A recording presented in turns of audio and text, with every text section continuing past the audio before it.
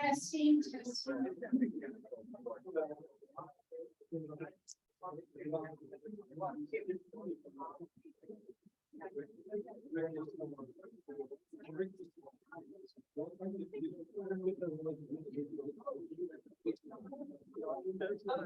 Good morning. Thank you for coming out to today's Explore History program. For those of you who do not know me, my name is Carrie Edinger. I'm the Historic Program Manager for the Sheridan Community Land Trust. And welcome to today's Explore History. Our topic is the Bighorn National Forest Historical Collection. Goodness, we're a little loose. Maybe. Okay. The collection contains historical documents and photographs which provide insight into how the Bighorn National Forest has been used and managed over the decades. To share these insights about the collection, we're going to welcome Sylvia Bruner, the director of the Jim Gatchell Museum, and Craig Cope, who is retired Bighorn National Forest Wilderness Manager. Please welcome them today.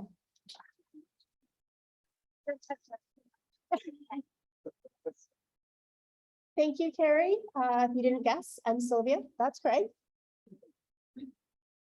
So I wanted to show you these books real quickly so I don't forget. These are both museum publications that came out recently. One is about the history of the museum, and I do have a few copies that are available for sale after the program. And this one is called Look to the Mountains, Revisiting Historic Photographs of the Bighorn National Forest. And it's a 90-year comparison of images. We had an exhibit back in 2014, and it only took us almost 10 years to get the book done after the exhibit. But here it is, beautiful pictures. Local photographer Dave Stetzel took the modern images, and a lot of the historic photos you actually will learn more about in our program. And they were taken in 1923 by a Forest Service supervisor named John Spencer. Let's set this aside. You want me to be there? Sure. Is this one on? Yes. Okay. Just have to get close to it. Okay. Try to get out of people's view. You guys can't see.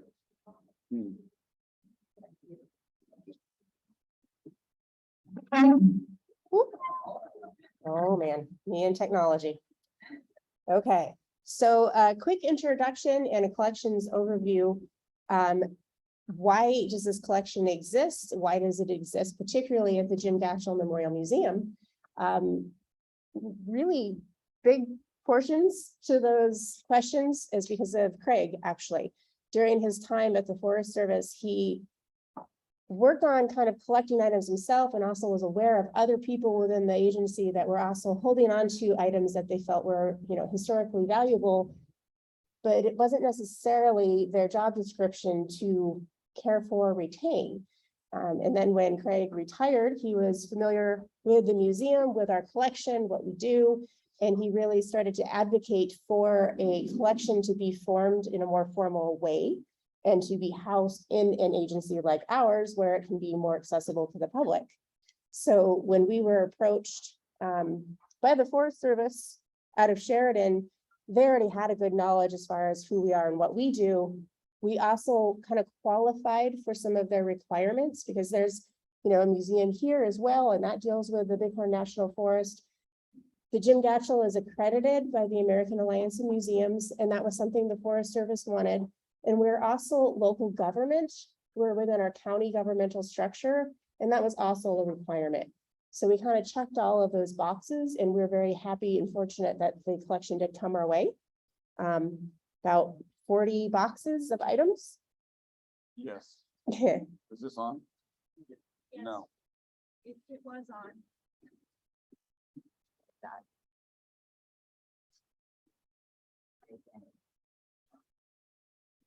Now? No? No. It was on. Maybe share my body. Okay. Yeah, I retired in 2014 and the boxes came to the Jim Gatchell in 2020. So things move slow sometimes. The part Sylvia didn't tell me was then what they call accessioning. So the last 3 winters I've been in the basement at the Gatchell Museum, page by page. So Craig is also on our governing board at the museum, and I may have skimmed the truth when I told him it was a really easy gig. And he has since learned that it's a true working board, and we really appreciate their time. Okay, Craig, take it away. This is from before it was a national forest. It was declared the Bighorn Forest Reserve in 1897 in the Department of Interior under the General Land Office. So even before that, you know, it would have been part of the Louisiana Purchase in the early 1800s, and then just part of the federal government's property until it was designated as a forest reserve. And so this document, I mean, that's old, so I can't take all the credit. I mean, some of this stuff was gathered long before I showed up in Buffalo. So there's other people, unnamed folks, who helped gather this stuff.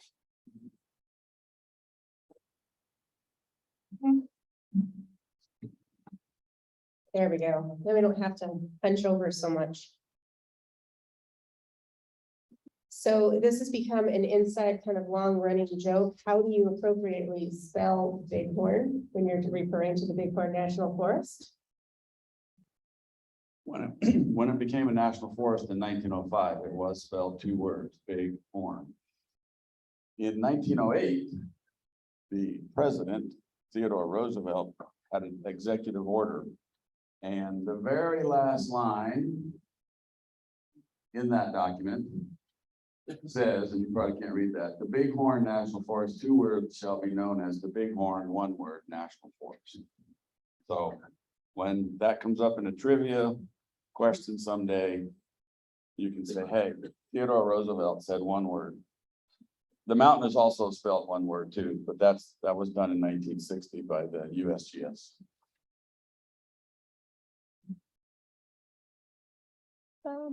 We've already kind of talked about this. Sure. Do you want to mention this in the access? Once we go through the document, and there's another retired Forest Service fellow I recruited to help me with this the last couple of winters, also out of Buffalo.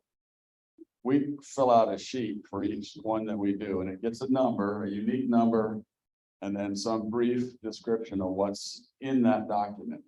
And then Sylvia has volunteers that type those up, and they go into a database that somebody can search. They were looking for a particular subject if they wanted to know everything about W.E. Jackson, first forest supervisor of the Bighorn National Forest. And we're well past 2,700 items now. So one of the things that the Gatchell Museum mission and the Forest Service's mission or intent really align very closely on is the public access facet of this. The majority of these documents, photographs were created by Forest Service employees, so there's an open source availability because of the federal government. Everything that the museum has, the whole purpose in preserving them and presenting them is to make them available to the public. So we're pretty excited that, you know, this is a value held near and dear to both of our institutional hearts, if you will. We want to make this as publicly accessible as we can. The only caveat to that is that there's 3 full-time employees at the museum, and we heavily depend on our volunteers. And at some point, when the weather gets nice, they usually say, okay, I've had enough, and they're out of here for a while. So it just depends on how much we have done and what is in that database, what photographs have been scanned, documents have been transcribed, that kind of thing. But if you're looking for information, let us know, and we will do our best to find what we have available. This is a kind of pet peeve of my own. Working in a museum, you find a lot of different items in different stages of maybe decay or in good condition. So this image is showing you a glassine envelope with negatives inside. And inside that, the negatives have been wrapped with a rubber band at some point in the past. Rubber is pretty awful. There's nothing you can do to stop its deterioration. And unfortunately, that did happen when these were pulled out of the envelope, the rubber band snapped. And you can see it has left some permanent damage across one of the, the two outer negatives. So please don't use rubber bands, don't use paper clips. If you're trying to preserve your own items, just kind of think about the environment you're putting them in. And if you ever have questions, give your local museum, give us a call. We love to talk about things like this. We were lucky in this case. There's also the positive images with it. So even though that negative was damaged, we can get a high quality scan and we're kind of good to go. Okay. So as we sorted through these items, we tried to break them down into resource topics. As shown here, from wildfire, some of the old facilities on the mountain. We have the original facilities and pictures, and now the newer photos are there also. So this is sort of how we broke it down.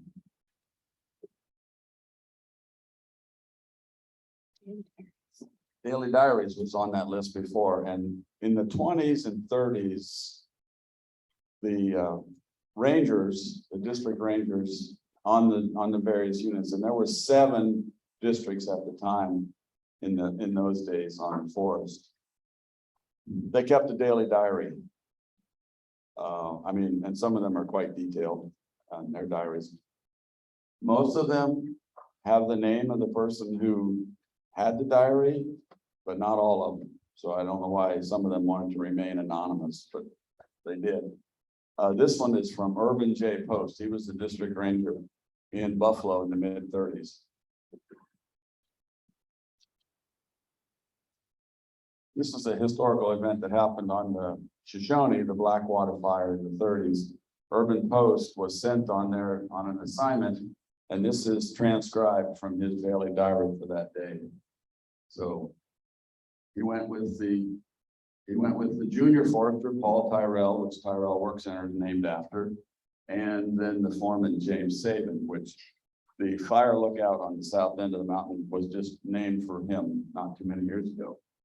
So you can see their age, and then there were the CCC workers that were there, and they were in their late teens, early 20s.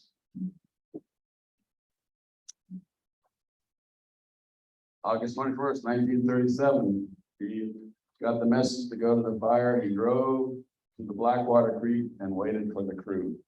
Again, that's in his writing there. Still that day, they were headed to the basin and got started to work when the fire blew up.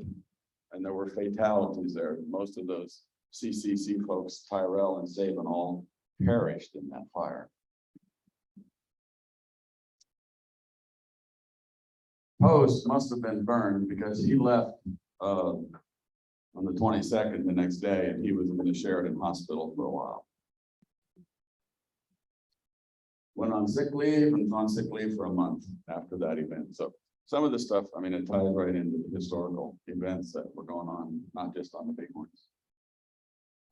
Here's an anonymous one. And, he was going about his mundane, regular duties. He rode counted cattle, and was in Crazy Woman Creek, shot some horses. Then the fire was reported at noon on the 31st of 1943. Off they go to the fire. Of course, this is during World War II, so finding crew and so forth. And the Forest Service is good at documentation a lot of the time. So here's a full report from the 1943 Duck Creek burn, which is about 10,000 acres west of Buffalo, southwest of Buffalo.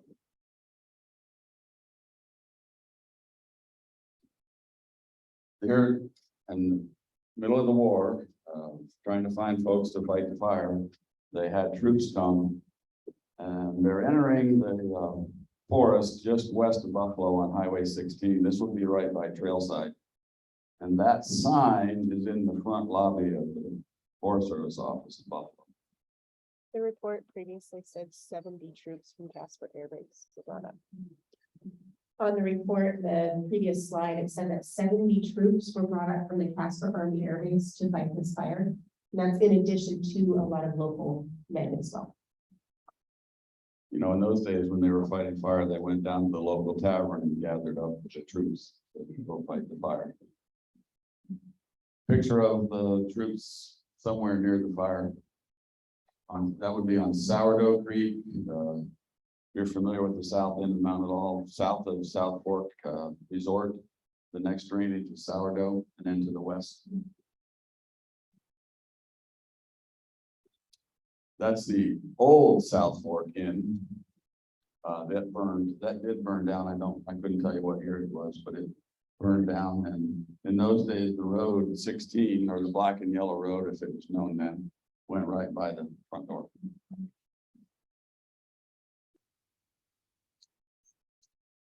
That's just one of my favorite photos. I think it's very striking. And it's still Duck Creek. Yeah, we're still in the Duck Creek burn.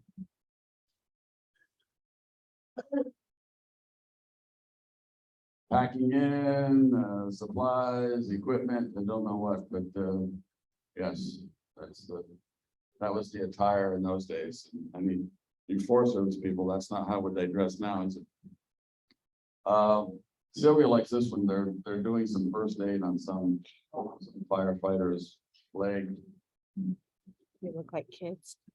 Oh, she says they look like kids, which they probably were. Headlines, articles about various subjects, controversy over prescribed fire reignited.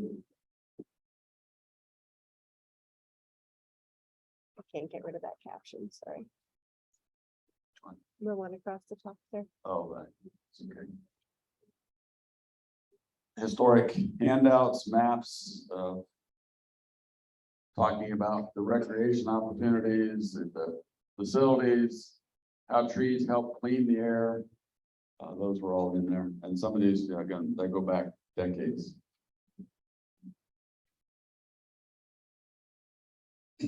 A plan for everything. Here's a recreation plan for the Tongue District in 59 to 68. Right, Jim?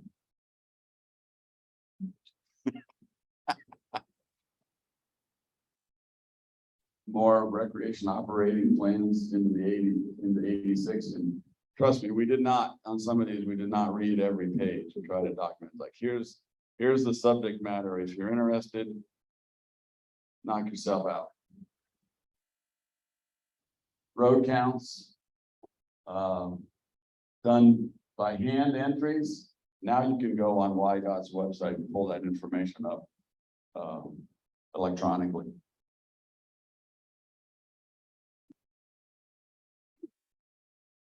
Special use. In the 30s, 20s and 30s, there was a push to do a lot of recreation residences on the Bighorns, and there are 260 plus on the forest now. I mean, that doesn't happen anymore, but so the summer home groups then had a plan. So 1928.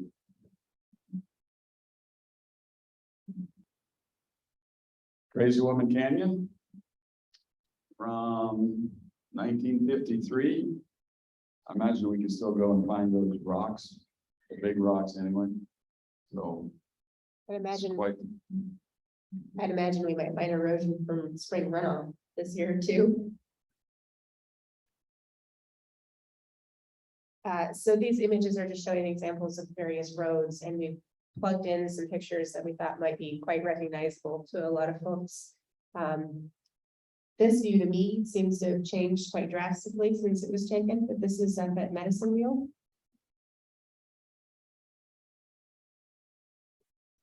And another summer home report with a photograph, but not a very detailed location. So where was this summer home? I don't know exactly.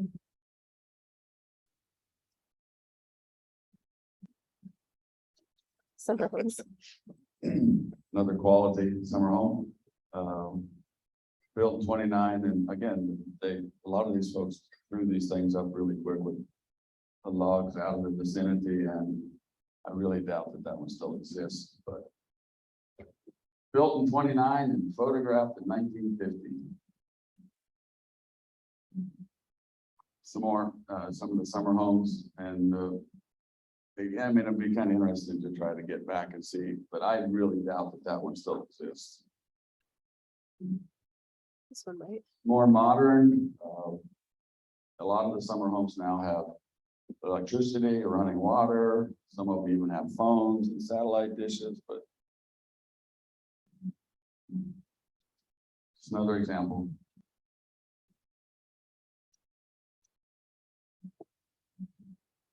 So I found the next little short series of pictures really fascinating because it's all about meadowlark lake. And my understanding is that this lake is the only one in the Bighorns that was purposely developed just for recreational purposes.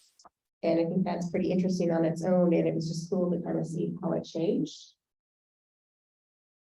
So previous to it being a lake, it was called Pensleton Meadows.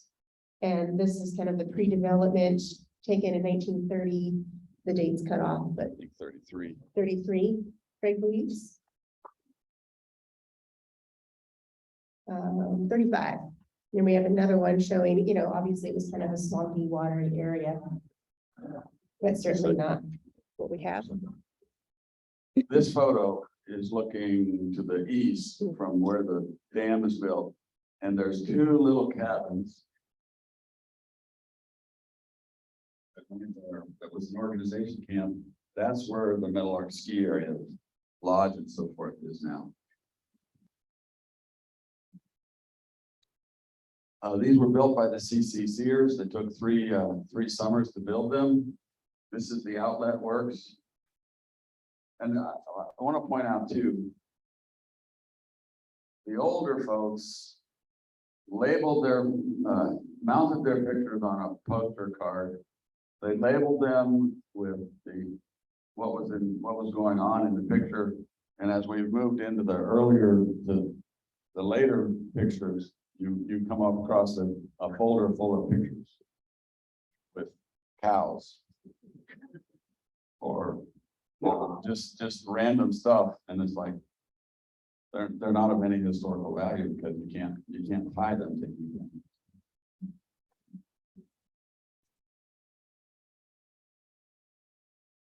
This is the outlet works at Meadowlark.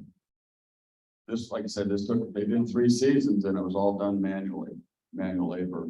I think in the last year, they were trying to find a piece of equipment to help them finish. They weren't going to get it in time before the snow flew. And so they went on 24-hour shifts, three 8-hour shifts round the clock to finish it by hand. Pitch ladder there behind the boys sitting on. Looking down the outlet works into East Hensley Creek. Finished. And that was done, taken in 1938.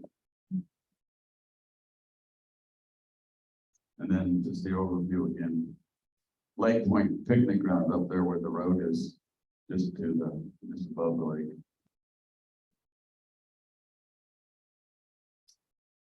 Ranger stations. Ranger stations. This picture is early 1900s. I'm sorry, mid 1930s, but the ranger station was there in the early 1900s. And I think we have a few pictures. There was quite an assortment of buildings. But we needed a woodshed, we needed a barn. The rangers or his help went and built them.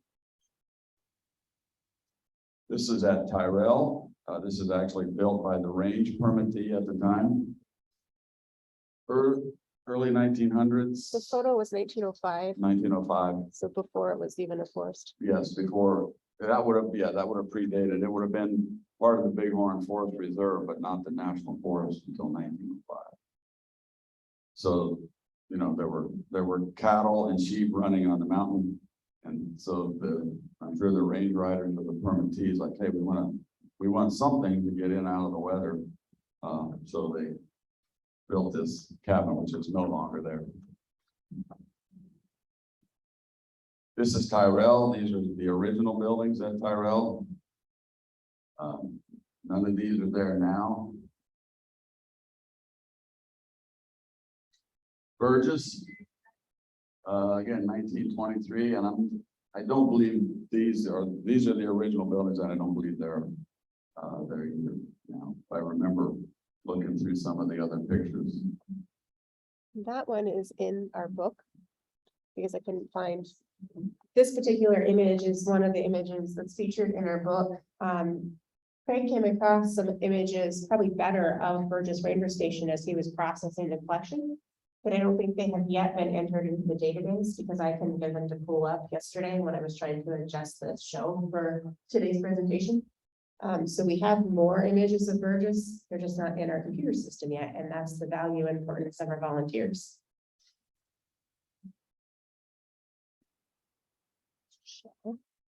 Shell Ranger Station Guard Quarters, 1942. It's a couple hundred square feet. With your car. Out of the garage. Oh, there's a garage there too. So to me, that's not where the current Shell Ranger Station is, but I'm not sure where that is. This is the Grable Ranger Station in town. There, this is the house. There was a house in a lot of the towns. There was a government house. Lovell, I know, had one. Grable had one. Tinsley had a ranger station in the house at one time.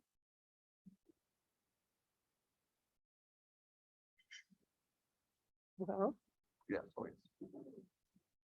there we go. Are we going too fast? Questions, comments? I guess we save those. Porcupine, up toward the medicine wheel. 1923. Big Goose Ranger Station. And again, these were the original buildings and I believe they've been replaced.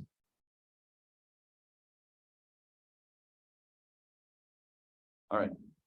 I was talking about Hunter to begin this talk about the buildings and the administrative sites. These are the original buildings that were at Hunter in the early 1900s. So you have a house, a barn, two-story barn. You have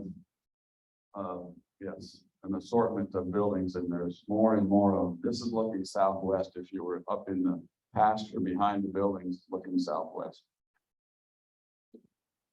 They grew corn there, 7,500 feet.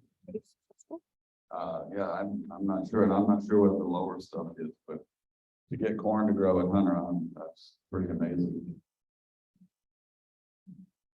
The woodshed, they're cutting wood. They have their buck saw between the two gentlemen, and it's running off the rear tire of the Model A, T, whatever it is. And obviously this is before OSHA. Here's the transition at Hunter in the mid-30s. They built, the CCCers built, and these were pretty standard layouts for the house. Between them and where the garage is being constructed is one of the older buildings. And those old buildings are all gone. This footprint of the house I've seen on other districts, on other forests. But you know, they kind of vary them a little bit because they flop the footprint over so it looks different a little. Couple elk behind the outhouse and the horse having a stare down, mid-30s.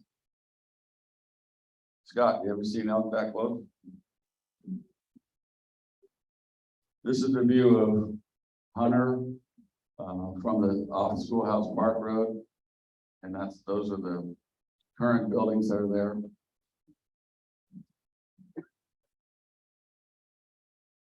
North end, this is at Turkey Creek, where they relocated the road. It used to go right by this place, the road there with the big turn, and CCC camp just west of Steamboat Point. There was 2 or 3 CCC camps on the forest, one west of Buffalo, and then there was one in Dayton, and then the one in Turkey Creek. Can be a forest without planting trees, so the CCCers are planting trees along the Dayton-Kane Highway. We have a lot of stuff about the Dayton-Kane Highway.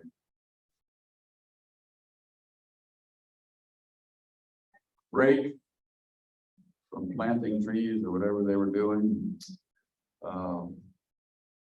Mid-30s CCCers. Again, building some sort of impoundment at Porcupine. So again, most of the work was all done by hand.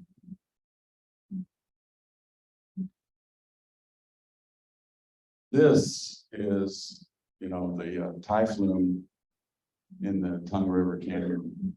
There's a lot of history about that. And fair amount here, but I know that there's other books that have been written by folks up here on this end of the Sheridan, Dayton, Manchester area. Some of the history you read about, there were some folks who actually rode the flume to town for the weekend and had a good time, according to the write-up, and then they walked back to the camps, because there was rockwood, and then there were 2 wood rocks, and I believe there was a Sheep Creek tie camp run on the north end by McShane's. Would you note they're walking the catwalk because there's no trail? Oh, when they went back up, there's a catwalk along there, and they walked the catwalk back up to go back to work.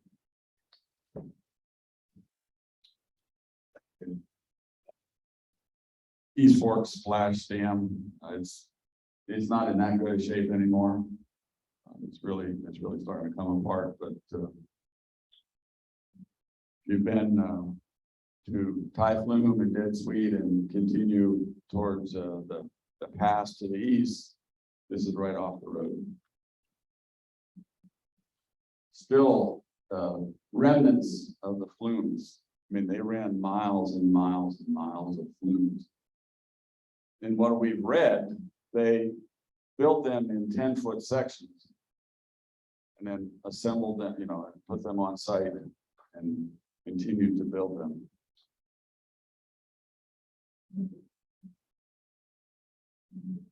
Horses. Yeah, Craig knows I'm kind of a horse nut, or my horse is a nut some days, but I really love this photograph because in the museum collection, we have a log sled that was donated to us a few years ago, and it kind of comes apart in 2 pieces. It's a very simple thing, a little bit of wood structure with metal rails or skis, and it's just cool to see it in use. I really don't know that one horse would be pulling that much weight, but I don't know. I'm never going to try it. But come, here at the museum, make sure to take note of that sled in our carriage house. And it was used on our end of the mountains doing exactly this. Yeah, from what I've read, the tie hacking on the north end was in the early 19 teens up and done by the middle of the teens. Tie hacking on the south end didn't happen until the mid-20s. This is wood rock. There's a full-blown camp, town almost. They were cutting timber there and ties, and then when spring runoff came, then they floated them down. Well, they put them in the flume, but they did that when there was high water. And if you've been to Wood Rock, like I think there's one cabin there that's a Forest Service cabin, the guard station. But I was amazed to see how many buildings were there at the time. The flume, this is coming out of the forest, but probably down in the lower lands. There's a little girl sitting on the log there, the reference in size and scale. They ran all the way to Manchester. Pretty bizarre when you think about it. And there's pictures of the timber mill at Manchester. This is, as it says, near Black Mountain. One of the first camps. I think the first camp was called Rockwood, and then they got original, and when they went to the new one, they called it Wood Rock. So, and again, 1900. So this is Forest Reserve days. This is before the National Forest. And I think there's a copy of that picture in the book. With the current picture. No? No. But it might be in Rediscovering the Bighorns, the 1976. In 1976, there was a publication that came out and it was called Rediscovering the Bighorns. A lot of the original 1900 images were taken by a man named John Jack. We have a lot of his original images in this collection, but a number of agencies and folks with those agencies went around and retraced his steps and took pictures again. So you've probably seen quite a few of these pictures. This particular item, so I wanted to share with you, if you're conducting research on type rooms or whatever, when we pull information from our database, we're not going to restrict it just to this collection unless that's what you want. So we're going to come up with other items that we already possess that may also be of interest to you. This particular item is a ledger book. It's fairly large and it goes back to 1889 when they were actually cutting timber for Fort McKinney, just outside of Buffalo, and for St. Luke's Episcopal Church, which still stands in town. And it's pretty cool to see some of those records dating that far back. Buffalo had just been incorporated in 1884. This is another image that was already in the museum's collection. The Campbell sawmill was there for, sounds like a substantial amount of time comparatively. This is around 1909. The funny thing about it is when you start looking closely at the image, there's a gentleman on the right pointing a rifle into the crowd, and there's a gentleman on the left pointing a rifle back. And the sole woman on the far right looks not impressed. And I'm sure it's just, it's a setup. It's a funny kind of picture because I'm certain that they didn't have photographers coming around the camps very often. So I'm guessing this was a joke. I wish we had the individuals identified to know who they were. Maybe someday we'll be able to find that information. And this is another image that was in the museum's collection. So this is showing cordwood for Fort McKinney around 1885. And the thing that I particularly like about this photo is it shows the men, they're actually on the water, on the logs, and they're holding some of the tools of the trade. And we have a number of these tools in the museum collection. So to see them kind of in use during that time period is neat. And it also just reinforces how absolutely crazy these guys were to do what they did. You're talking about putting very heavy logs out into the water, and you would often have a log jam, which I'm sure is where that phrase comes from. So these men would walk out onto the water on the logs with these pike peaks, peavies, cant hooks, different forms of tools, and they would unstick that log jam and get everything flowing again. And obviously there had to have been accidents, and I'm sure there were some deaths, but these guys were really talented and skilled and certainly brave. And this image kind of shows the end of the line, water line, if you will, on the Buffalo side. Once the ties were floated down Clear Creek, this location is along the Clear Creek walking trail. You can still come through here, kind of behind CarQuest Automotive, and it's where the railroad used to go through. And this is when the ties were loaded onto the railroad. So there was a sawmill set up here to, further take the ties down to size if necessary. And I love this photograph of a tie hacker. I wish I knew his name. What really impresses me again is the log he's standing on. I'm certain that has been hand hewn, and look at how straight that cut is. This image, we're back to the Bighorn National Forest collection. I thought this was kind of cool from 1928, showing that they're salvaging wood from a cyclone that happened along the Buffalo 10 Sleep Road. That's Highway 16 West now. And I thought it was particularly interesting because we had a cloudburst or a cyclone just a few years ago, and it's right by the highway. And you can still kind of see that area when you're driving down to 10 Sleep today, and to see how, you know, it happened in the past, and they utilized the wood from it. And back to you. Excuse me, this is a letter about the Clear Creek Tie Timber Company of Buffalo, Wyoming. Some of the local folks who their offspring still live in Buffalo, mainly the Hall family here, and they were cutting ties up sourdough.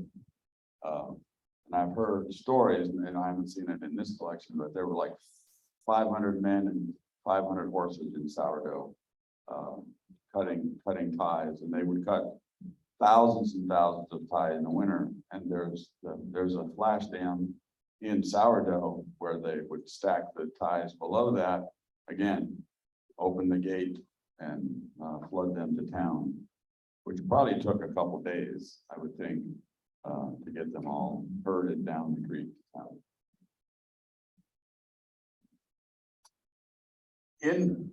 They're not all documents. Some of these are just snippet headlines from various and sundry papers with some things that were going on. Sheridan Journal, May 20, 1927, big log drive moving down Clear Creek.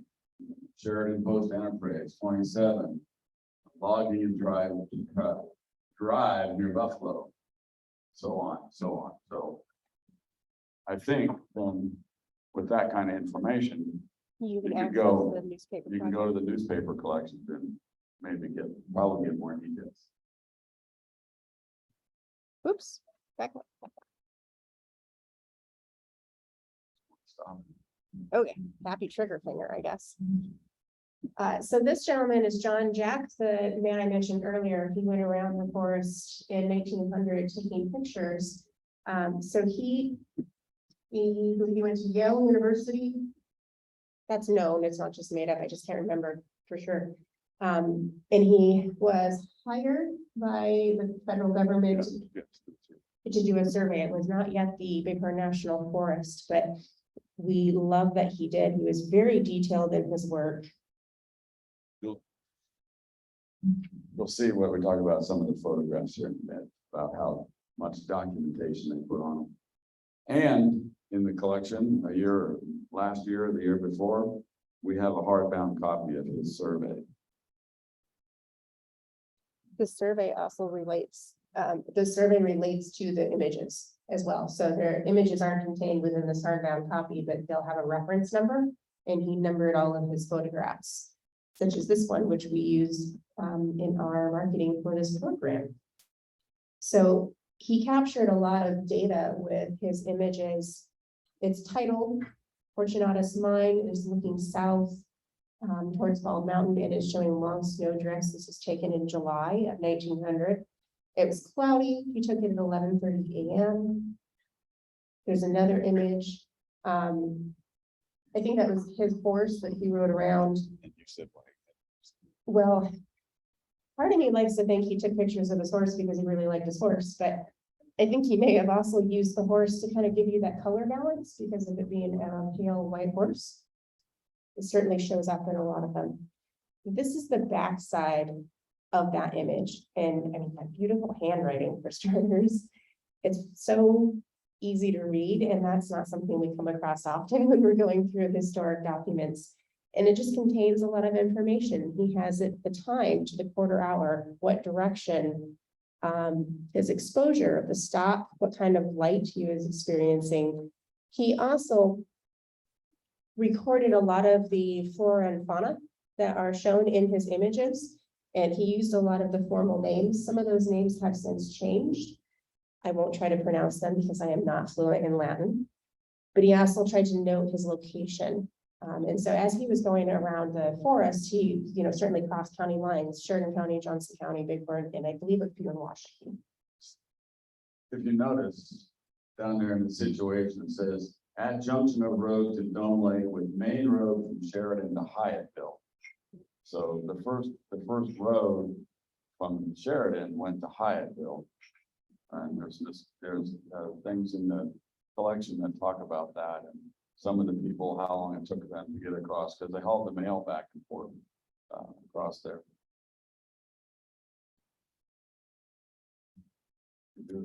From memory, this is Kearney Lake, taken in August 1900. So that would have predated the reservoir.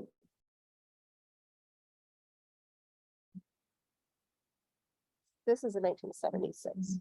So this image is this is from 1900, but it was one of the images under consideration for that 1976 book project. And I found it kind of humorous because there's a handwritten note on the back side from somebody who was working on that project in the 70s, and they said, no change in this rock pile does not justify time to retake. And fair enough. If you were going to be showing a comparison, you kind of want to get images that show you a little bit more difference than just a rock pile. This is the Penrose cabin to Penrose Park. Sorry, my notes are a little bit cut off here. So it's at 8,200 feet elevation. This is the cabin was used in the summer by reserve rangers and others. And we're back to the wilderness. What? It's not there anymore. That's the old cabin.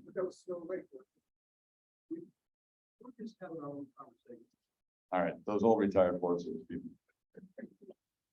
All right, Cloud Peak Wilderness. It didn't become a wilderness till '84 under the Wyoming Wilderness Act. Before that, there were administrative designations by the Forest Service and the Secretary of Agriculture, but they could be changed with the stroke of a pen. 1930, the forest supervisor for the Bighorn National Forest, Fred B. A.G., made a recommendation that it become a primitive area. And you can't read it, but it wasn't until 1932 that the chief of the Forest Service said, okay, that's a good idea. We'll have a Cloud Peak primitive area. In those days, they were called, the chief was called the forester in Washington, D.C. So it was like a little while to figure that out as you're going through the records. Like, he was the chief. No, he was the forester in those days. Yeah, go for it. This is a register that was on Cloud Peak. And from 47 to 52, you don't have the quote. There you go. So the one gentleman, August 11, 51, he says he was the first photographic expedition to Cloud Peak. We know that's not true, but it's also said once in a lifetime is enough. So, because this is Forest Supervisor John W. Spencer, and he was here in the mid-20s, and he's standing on top of Cloud Peak. So the gentleman before wasn't the first official one.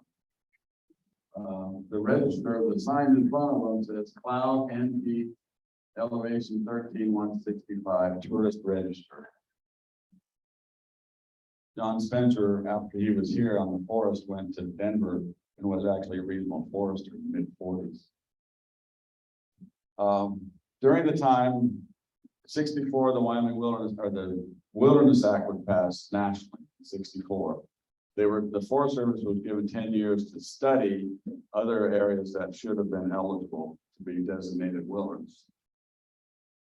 This survey by the USGS took hundreds and hundreds of samples of ore, of rock, to see if there was any mineral potential. And there isn't in the Bighorns. And this wasn't been done until 1970, mid-70s. So it's like, hey, you know, you're supposed to be done in 10 years and they're really just getting started. They did a lot of local hearings, and all those transcriptions are at Gatchell. I mean, word for word, there was a court reporter sitting in those hearings, taking the notes, word for word of the citizens' testimony. And that one's, again, says mineral resources, areas adjacent to the Cloud Peak primitive area in Wyoming. So when somebody tells you they went and they're gonna go stake a gold mine in the Bighorns, Good luck. just, yeah, okay. It's not mineralized. Again, here's just a note of the transcription. They did an official hearing in Sheridan. They weren't gonna do one in the basin. Sorry.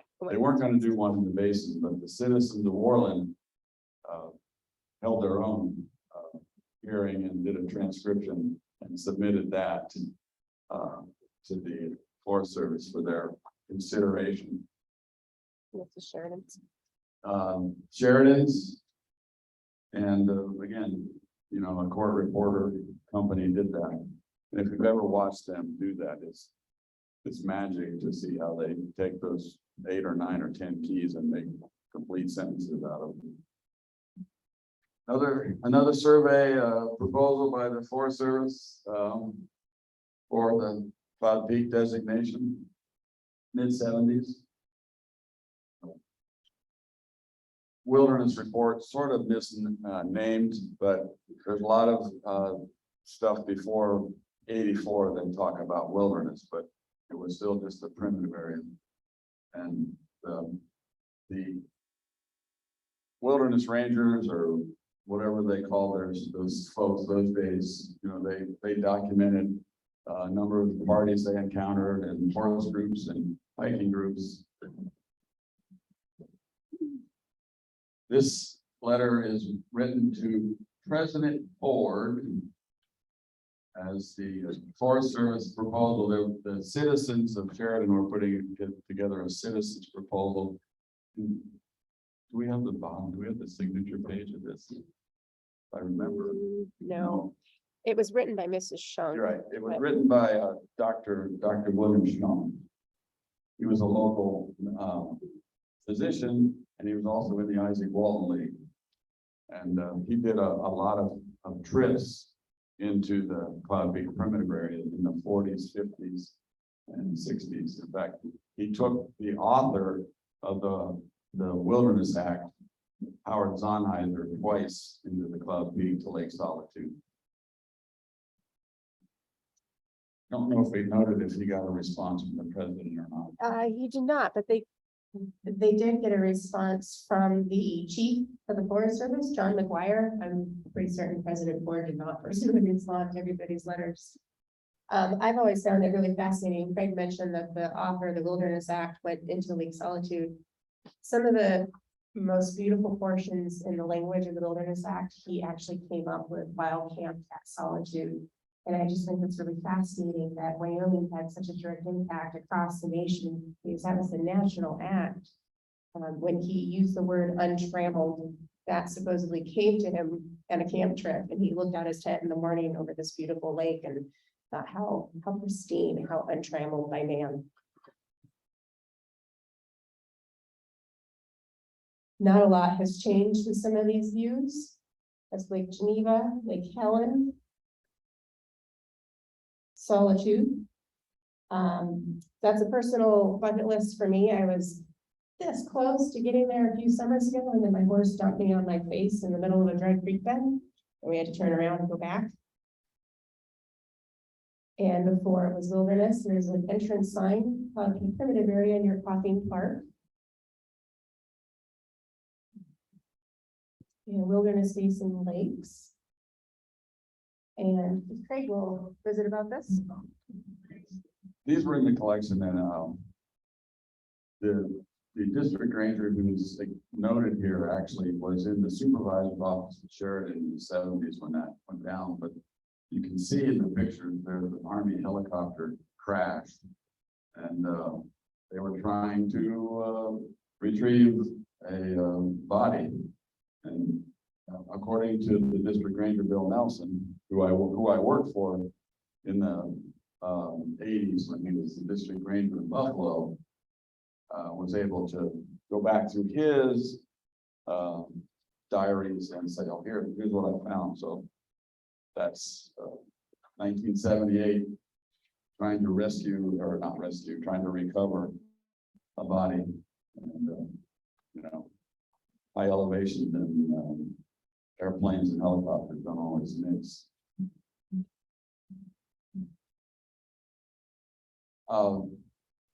These showed up not in the original delivery, but 2 winters ago when I came back to go to the basement at the Gatchell and work in January and February, these atlases showed up, and there's some for grazing, there's some for timber, there's some for recreation developments, there's proposed wilderness maps, there's a whole bunch of various topics here.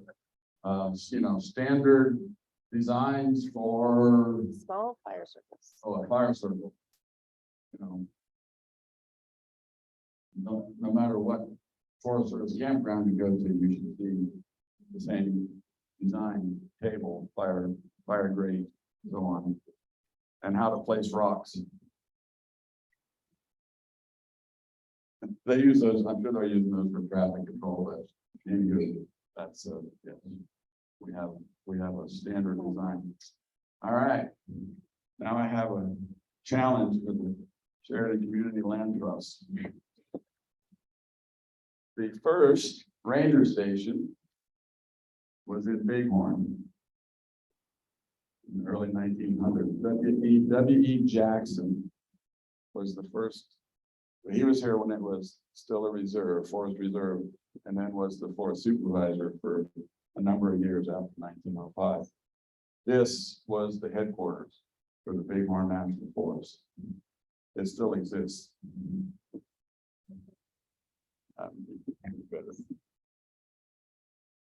Colorized. So there it is, colorized, hand colored, and there it is in 2013, Bighorn. It's on the corner of 3rd and High. It's still there. So I know you've preserved the Houston house out towards Claremont. I offer you, yeah, you need, yeah. Something, is that the last one? I believe it is. That concludes the formal presentation. Any questions? Fire away. Sylvia will be glad to answer them.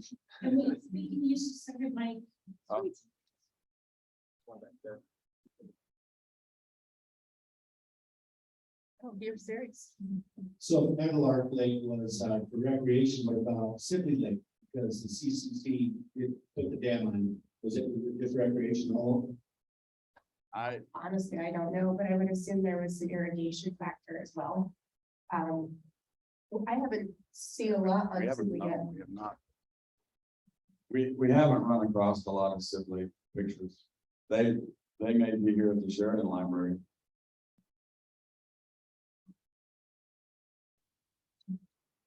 Yes, Jack.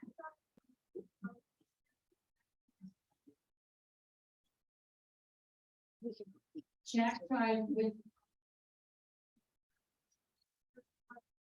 Here. Is Jack Drive on Bird Farm Road after? Don't know. Don't know.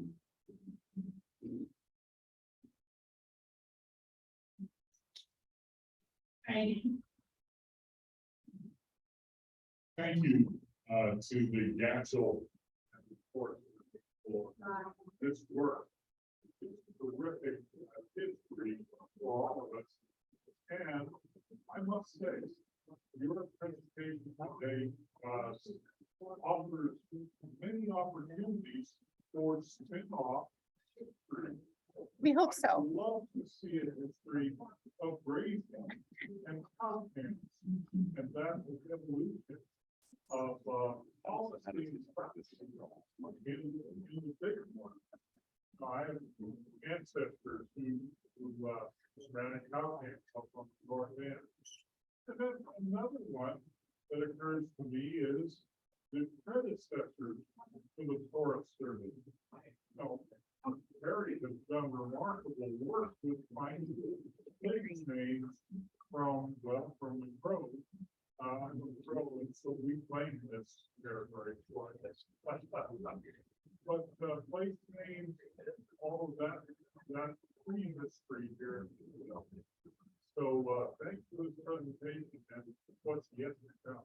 You're welcome. I would, you mentioned grazing, and I just finished up like 5 weeks of going through grazing files from the early 1900s all the way into the 60s. So yes, there is quite a collection of grazing information in the collection. And just to add a thought to that, we are very excited that our community is excited about this collection too. And I am hoping that we see research conducted within the collection and maybe some public books, projects to come out of it. And it doesn't have to be in-house. We're not saying that we get to be the sole people to do this. I think it could be really useful information for school projects from everything from, 4th graders who learn about Wyoming history through undergrad. The really cool thing with these primarily being open source types of materials is it will make that researcher's life so much easier when it comes to copyright, because they won't have to worry so much about tracking down copyright for every item. So that'll make it great.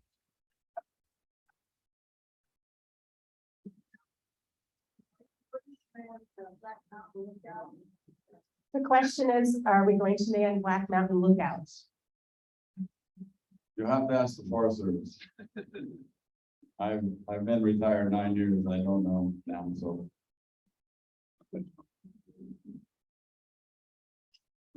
Go ahead, roll for it.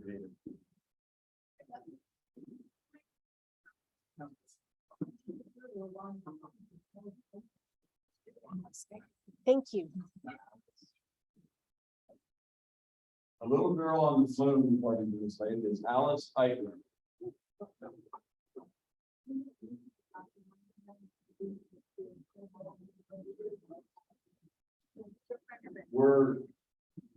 When the cabins were first done, a lot of them were under a 99-year lease.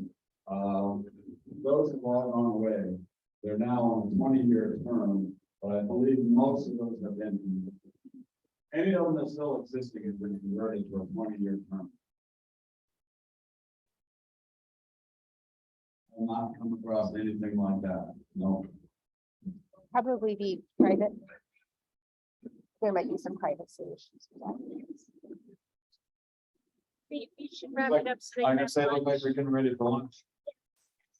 Thank you. Thank you for coming out today, and remember, Sylvia and Craig will be over here with their books if you have more questions. And if you have family or friends that missed this program, we will be at Tongue River Valley Community Center in Dayton, Tuesday, April 18th at 10:30. Thank you for coming out.